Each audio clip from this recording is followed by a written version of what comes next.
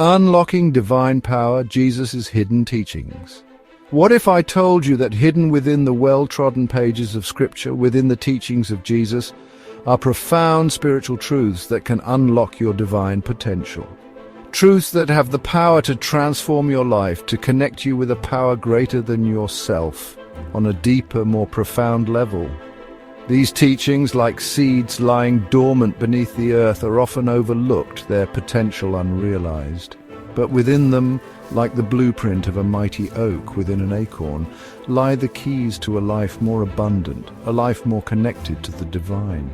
Today we will unearth 3 of these transformative teachings, including Jesus' mysterious statement about the single eye.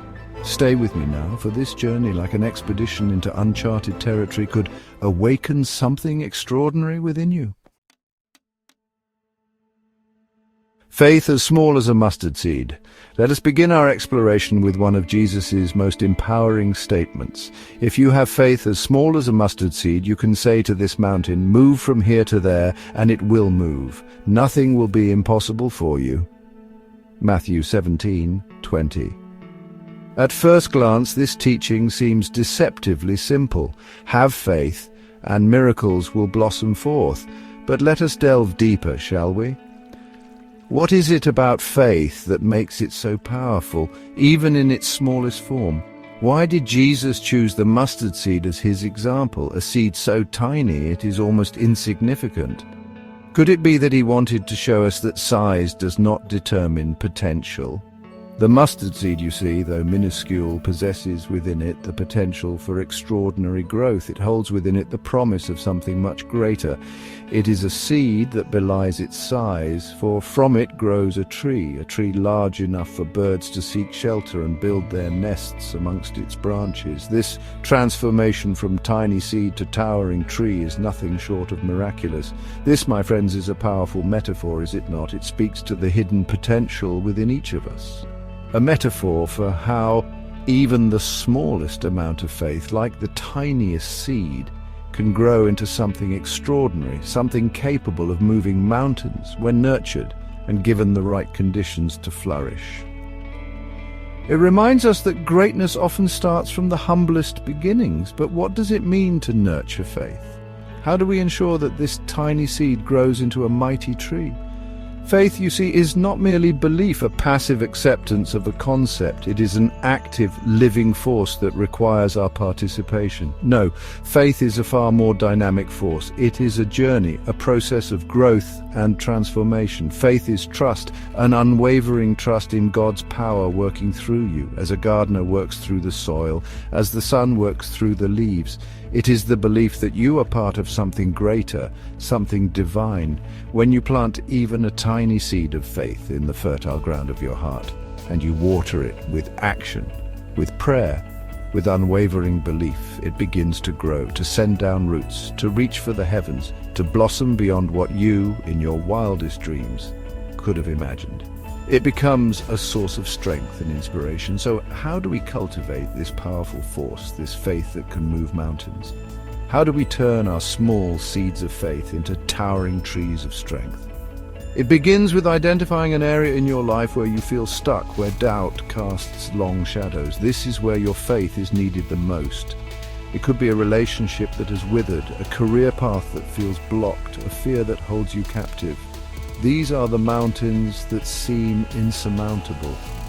Once you have identified this area, this mountain that needs moving, write down a small step, no matter how insignificant it may seem, that you can take towards change. This is the beginning of your journey. This could be a simple prayer, a conversation you've been putting off, a moment of self-reflection. Each small step is a seed of faith.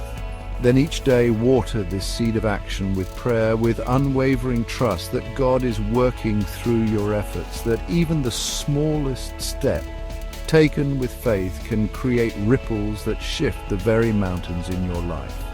It is a continuous process of nurturing and growth. So I ask you, what mountain in your life needs moving? What challenge seems too great to overcome? What seed of faith can you plant today, however small, and nurture with unwavering trust? Remember, even the smallest seed, when given the right care, can grow into something magnificent.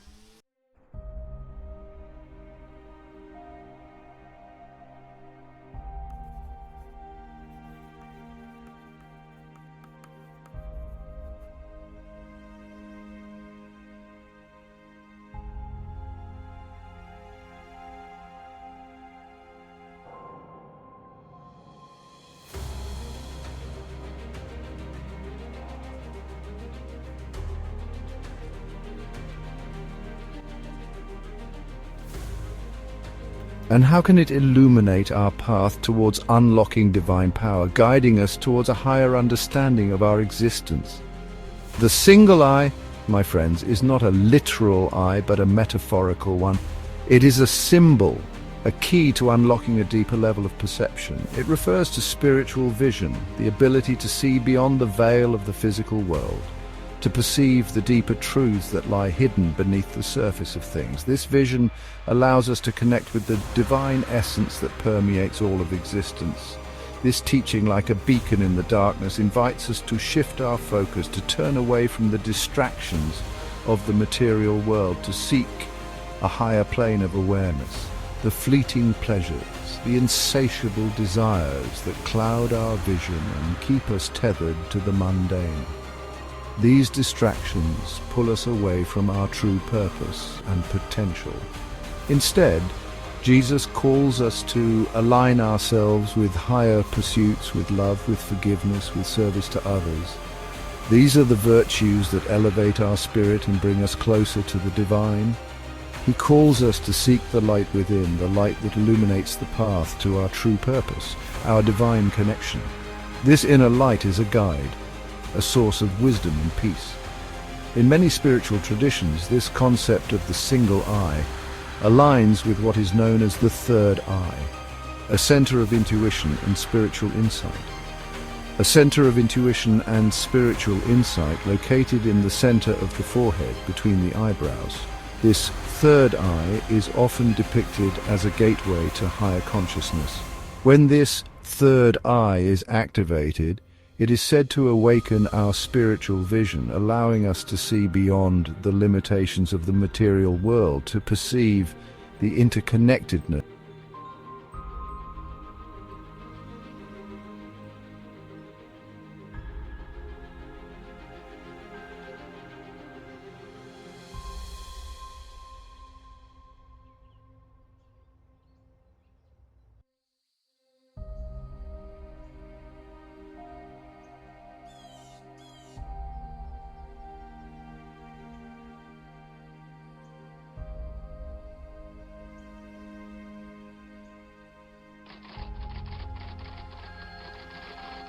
Material possessions that keep us tethered to the shadows.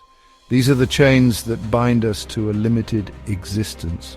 He is calling us to cultivate a singular focus, a laser-like attention on what truly matters, our connection to the divine, the unfolding of our soul's purpose, the expression of love in all that we do. The unfolding of our soul's purpose, the expression of love in all that we do.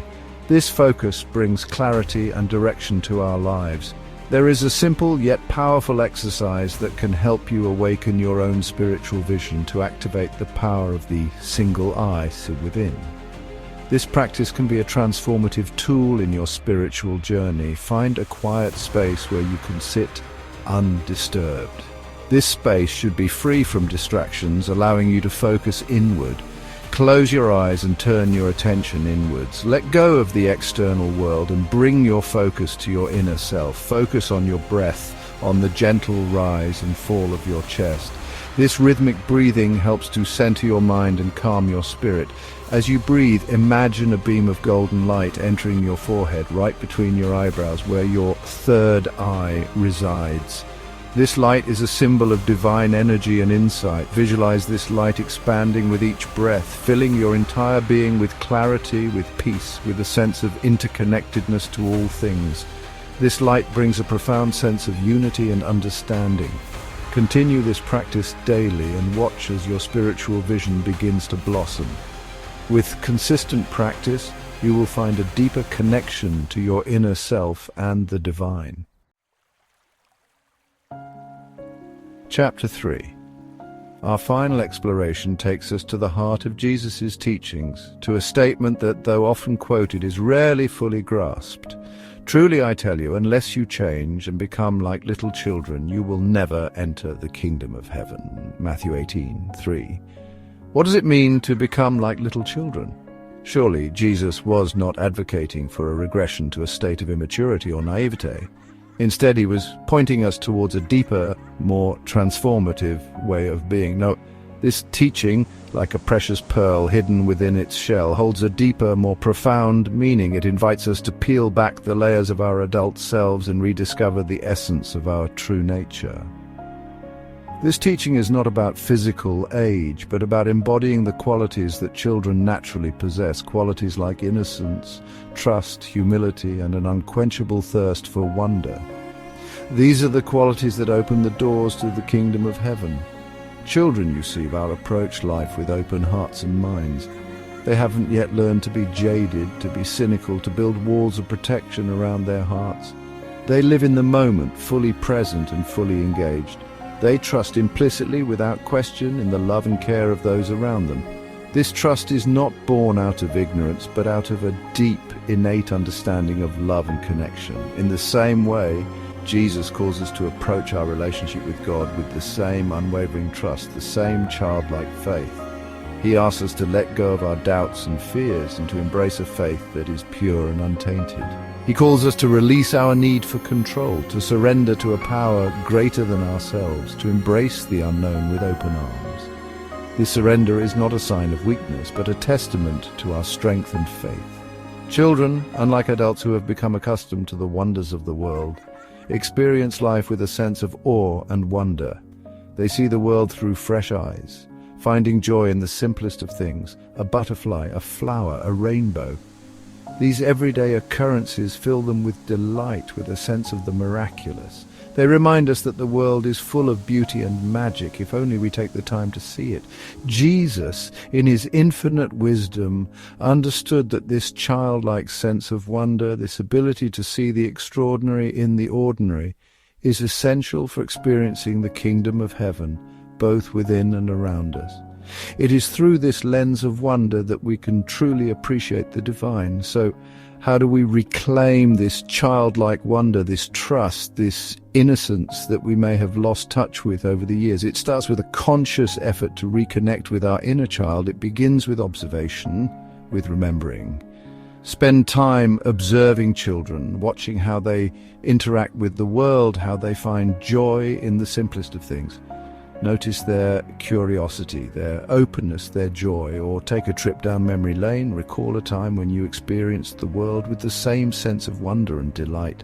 Remember the moments that filled your heart with joy and your mind with curiosity. As you observe and remember, allow yourself to tap into those childlike qualities within yourself. Give yourself permission to be curious, to be amazed, to be joyful. Approach each day with a sense of curiosity, with an open heart, with a willingness to be amazed by the miracles that surround you. In doing so, you will find that the kingdom of heaven is not a distant place, but a reality that is ever present, waiting to be discovered. Jesus' teachings, like ancient seeds carried by the wind, hold within them the potential for extraordinary transformation. They remind us that divine power isn't something we have to earn, strive for, or prove ourselves worthy of. No, it is already within us, lying dormant, waiting to be awakened. By nurturing faith as small as a mustard seed, by awakening our spiritual vision through the single eye, by embracing childlike trust in God's love, we unlock our true potential. We step into our birthright as children of God. Which teaching resonated most deeply with you? I'd love to hear your thoughts in the comments below. If this exploration has sparked something within you, please share it with someone who might benefit from its message, and don't forget to subscribe for more journeys into the heart of sacred teachings.